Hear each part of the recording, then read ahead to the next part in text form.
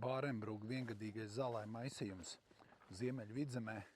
Te netālu no Igaunijas robežas nopļauts jau ir pirmais pļāvums, iegūta baigi masīvā lielā raža. Tas, kas man te patīk, viņš ir ļoti tīrs, tikai airene. Citu te nekā nav, ne zāļu, praktiski nav ne zāļu.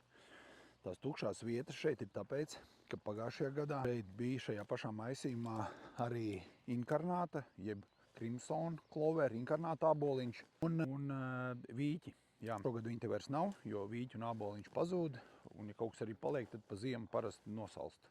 Bet Itālijana raigrās, jeb viengadīgā, jeb divgadīgā airene, tā saglabājās, un tā dod lielu ražu.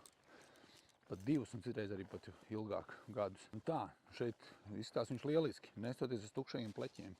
Pasties, jau ir nopļauts pirmais pļāvums pirms 2 nedēļām. Pagriezīšu pareizi, jā, reku. Skaties, 45 vairāk centimetri. Arī citur tas pats. Pasties, šitāda zāle. Skaisti vispār. Atsevišķos apstākļos, noteiktos apstākļos, viengadīgie maisījumi atrisina problēmas, dod rezultātu, dod lielas ražas. 1. un 2. gadā, protams, nav ilgadīgi. Nav tik ilgadīgi kā ilgadīgie zālē maisījumi, vai ne? Čau!